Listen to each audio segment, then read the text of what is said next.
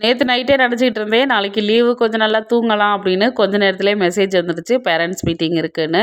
இந்த வருஷம் ஸ்டார்ட் ஆனதுலேருந்து நம்ம பேரண்ட்ஸ் மீட்டிங் போகவே இல்ல. ஏன்னா அந்த டயத்துல தான் ஊருக்கு போற மாரி இருக்குமா.